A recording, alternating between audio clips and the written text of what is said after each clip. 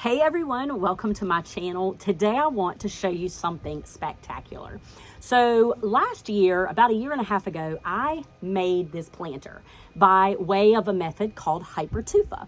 That is taking Portland cement, mixing in a few extra ingredients, and voila, we have a planter. You hear how solid that is. This I wanted to show you. I was sitting out on my porch admiring the view, and I looked at how beautiful this was, and I thought, you know what?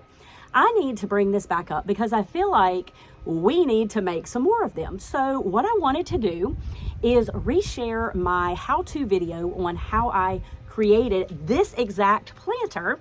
As you can see, the hole in the bottom.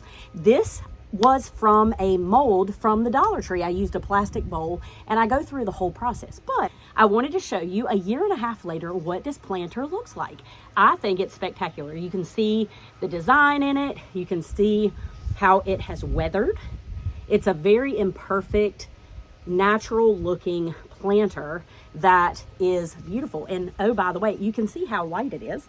But by the way, here's my second one. I made matching ones. We have two of them that I have filled with fall flowers. So I've got ornamental cabbage and I've got pansies and violas mixed in both of them. And I think they are such a pretty little accent.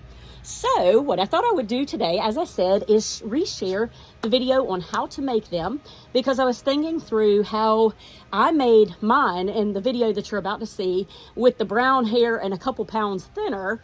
I created those in February or January, and right now the weather is still beautiful here. So I got to thinking, why not, if they did so well when I cured them outside in January in the middle of winter, why not try it right now while the weather is still nice? So I go through the whole process, I explain it, and again, Portland cement, super cheap, and planters that are so beautiful. I mean, I feel like you would spend a lot of money buying these. So, all right, I want to share that video with you now. I hope you enjoy. I am teaching you a technique of making your own planters called Hypertufa, a technique that I learned long ago in college. So Hypertufa is born from mixing together a ratio of Portland cement, peat moss, perlite, vermiculite. You let it cure. You go through this process that we're going to go over today, and then you have planters. So what am I talking about? Well, we are going to take this Dollar Tree mold and we are going to create our own planter. Cool thing is, you can use an old box, you can use a mold, you can create it yourself. You can go on the outside and texturize it using bubble wrap. You can press leaves in it. It's amazing the things that you can do. And Hypertufa allows you the ability to be as creative as you want to be. The opportunities are endless, limitless. You just have to get creative. So I am going to show you how we do this. First and foremost, let me tell you, we are going to get dirty. So you need to make sure that you have on clothes that don't matter if you get dirty. I have on a workout outfit, and so I'm cool with that. You also may need a mask. I'm outdoors. The concrete that we're going to be working with is crazy dusty, and so you may want to protect your lungs. Because I'm recording this video, I'm not going to put one on so that you can still hear me. So let's get started. Are you ready? I'm going to show you the material. First is perlite or vermiculite, either one. Perlite gives you a little bit rougher texture. Vermiculite I wanted to use, but I could not find it, so this is what we're going to go with today. Peat moss, you can buy the pre-sifted. It's a little bit more expensive, but we're just going to sift it ourselves. You just don't want any little sticks or big chunks. It needs to be smooth. So to sift that, I'm going to use a plastic colander. Then you want to have a bucket that you don't mind getting messy to mix your concoction in, and a spoon, which I'm going to just use this plastic spoon. You want to have some sort of water, so I'm going to fill this with water. You want to be smart with your water, so I want to just put it in this container that I can refill. Cooking sprays, gloves, absolute necessity because you are working with Portland cement and it is a little bit rough on your hands. You can use a mask. This container is what I'm going to use as my measuring cup. It's just an old planter I got an arrangement in, and so you want to do equal ratios of your peat, of your perlite or vermiculite, and your Portland cement, and scissors to open everything up. I have plastic trash bags or painter's cloth. Here's our cement. It is straight Portland cement, no mix. Saccrete, 94 pounds. It was $20 at Home Depot. It's very, very important you don't get a mix. You get straight Portland cement. It's smooth. There's no rocks mixed in with it. And so I am going to go ahead and scoop it out into my container and we'll get started making it. So listen, we're not 2 minutes in and I've already put a Kim spin on it. So I don't want you to make the same mistake as me. So we're going to talk about it. Full transparency. You know this container I said I'm using as my measuring container? Well, I went right on upstairs and took my Happy Tail into the Portland cement and I filled it up and I was ready to go. And then I came down here and realized you have to do the other ingredients first and the cement last. And I have no way to measure it now, so that's why I'm saying don't do that. I'm gonna dump it into this bowl. Okay, are y'all ready to get started? I am so excited to see how these turn out. Okay, first things first, we are going to strain our peat moss in our colander. This is very important. You don't want to have any sticks or big hunks in there. I'm gonna sift it into this bowl beneath it so that I can measure it. And you can see there's a lot of big chunks. So you can help it swirling your hand in there is to get the very nice particles to the bottom. Look at what's left. This would not go well in your Hypertufa. So do not use this. You want to get rid of this. It's gonna go in my garden behind me. Okay, and what we're left with is this beautiful, nice, fine peat moss with no sticks in it. So we're gonna see how much I'm using my measure, and it's not enough. So see, it's only halfway. We're gonna do it again. That's perfect. Whatever your measurement is, you want a 1-to-1 ratio of peat and perlite.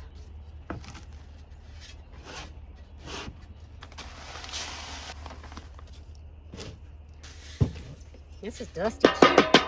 Want to then stir really, really well. You can use your hands for this. You can use a spoon. You really don't want to see them separated. It to be very, very, very well blended before you add your cement. That's how it looks. Love this. Okay, so we know that my cement is the right amount, and I'm just going to go ahead and add this in. Okay, this is where it gets super dusty. You want to have this so well mixed. I'm not wearing gloves either. I'm just having so much fun making this video and wanting to see exactly how this turns out with you, that I just choose not to take any of the things I'm telling you to do. Sorry about that. Now, if it's easier, mix it with your hands. You just want to get it very, very well mixed. You can use a cement mixer. If you want to make a big batch. I don't have one of those on hand, so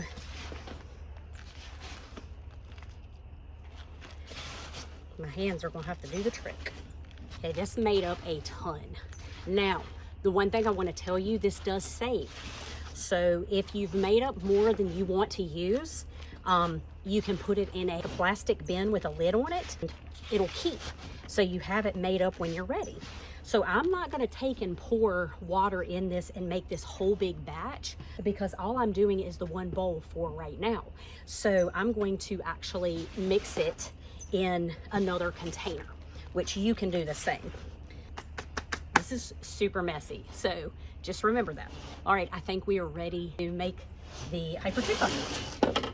So this is where you need your water, you need your spoon, and whatever container you are planning on mixing it in. I'm gonna use this one. And I'm gonna add as much as I think. And just remember, you can always make more. So I'm gonna get a great big heaping bunch. We are ready to mix our water. The goal here is to make mud pies, okay? When you were a kid, did you make mud pies? I did. I was always making mud pies. So you want that consistency. You want it to be kind of like a, I don't know, you don't want it soaking wet because it will run down your container. You want it wet enough that you can just mud pie consistency, okay? If you put too much water in it, you can add more mix. Just remember, you want to start out sparingly with your water. You don't want to do too much, okay? So I'm gonna show you how. Add a little bit of water first. Less than you think you will need. They're not ready, so we're gonna add more. It's still too crumbly to hold up on the side. Add a little more water.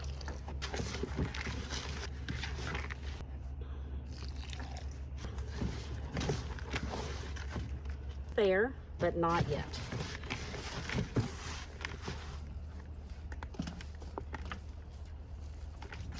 Touch more.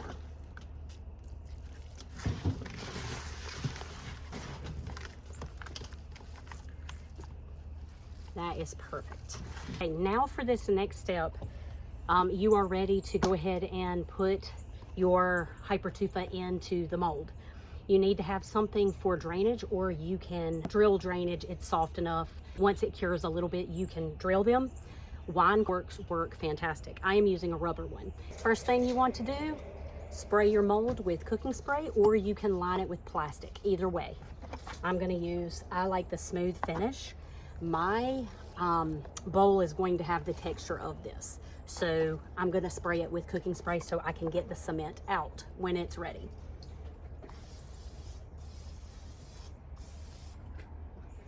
Start packing it in. I'm gonna add just a little bit more water. I'm gonna do some globs on the bottom. And you want it to be about an inch deep on the bottom. So basically you're just packing it in. Like that. Okay, once you get it how you want it in the bottom, you're going to poke a little hole like that, put your cork in, or your drainage, whatever. This does expand. Just going to continue to build up our sides. Want it to be pretty thick so that you have good structure. So I like to say an inch thick all the way around. And I am not gonna have enough, which is okay. I'm going to mix some more. Okay, here I want you to take notice that I have mixed it up, but I have added way too much water. So as I start to pack it in, I notice after a minute, it starts to slide. So you'll see me hesitate, and I pack in a little bit more, but then I realize, I really, really want this to be done right. So I decide to take it all back out and add more of the dry mix and water to get it to the proper consistency. Don't be afraid to start over again if it's not how you want it to be. I also want to specify how important it is to use a sturdy container. As you're getting ready to see, I'm mixing this up and my white container crumbles. It just cracks and crumbles. You don't want this to happen, so be sure you have a very sturdy container as you're mixing.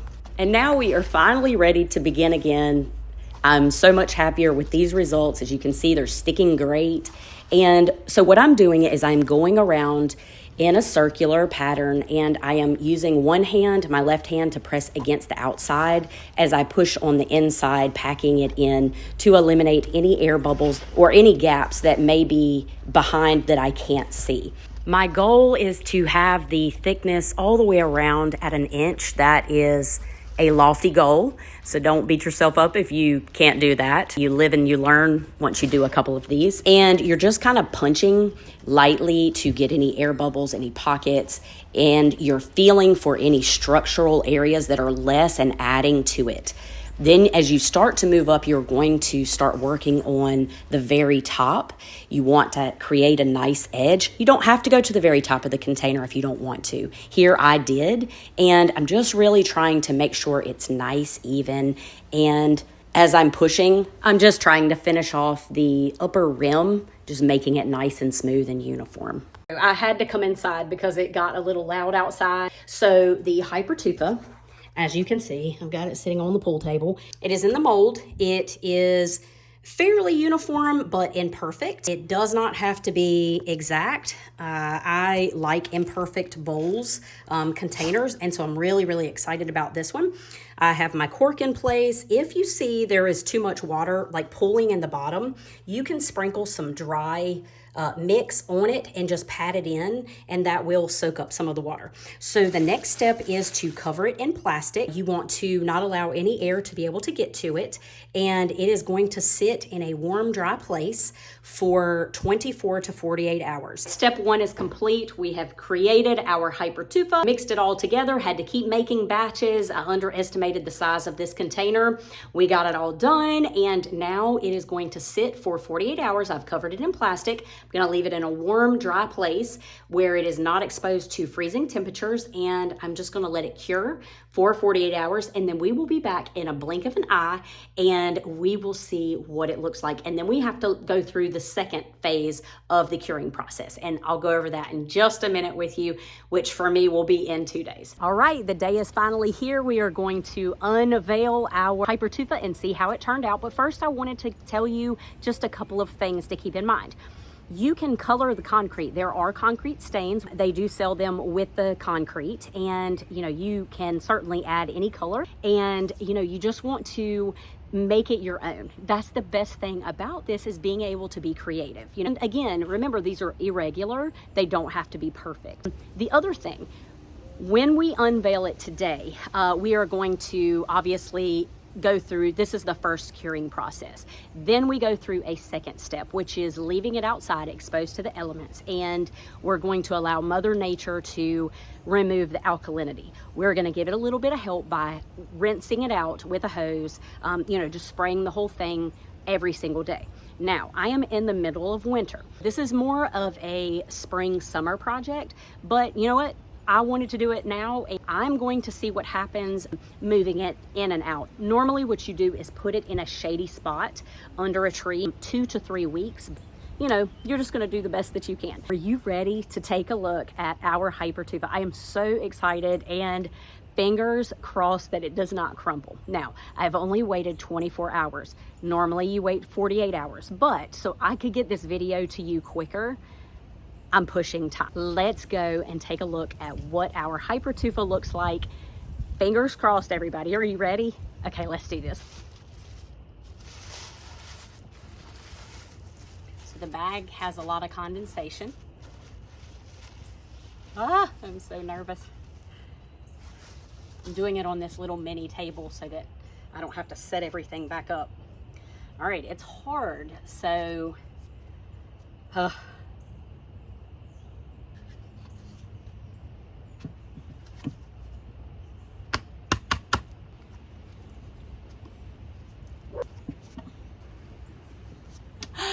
is not coming out.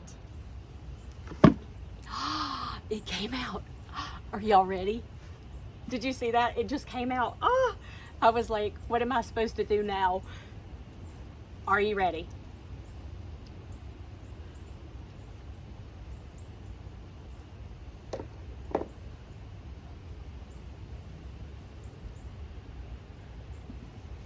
Oh, it is so nice. Wow. Okay, so my cork did not go all the way through. That's okay. Look at this. Look at the detail of the outside. Okay. So do you see how there are these little holes? That is from perlite. It's a lot less when you use vermiculite, so I hear. I've only ever used perlite, so what do you think? I am so excited. Okay, so this is where you pop your cork out. It's super lightweight.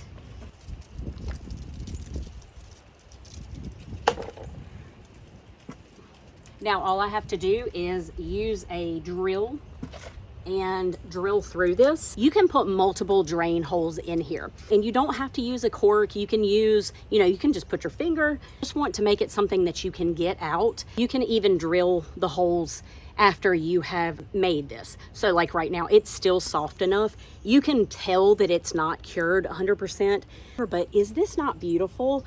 I love how it looks like an old planter.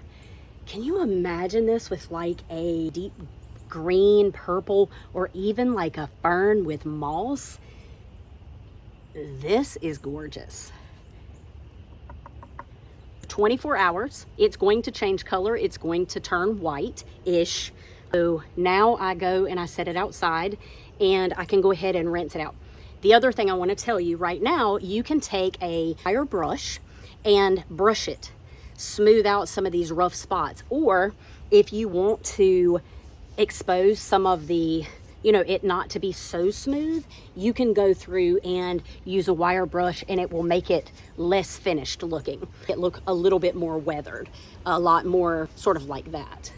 So anyway, what do you think? I'm so thrilled with this. I think it turned out fantastic. Okay, let's go rinse it out. The last step in creating our Hypertufa planter is to go ahead and rinse it out. Then we're going to let it cure for 10 to 14 days, rinsing it daily. I want to thank you so much for watching this video with me. I'm curious, have you ever heard of Hypertufa, and are you willing to try it? I would love to hear from you, and I hope you have enjoyed this. I hope you are inspired to go out, get your hands dirty, and I will see you again soon. Take care.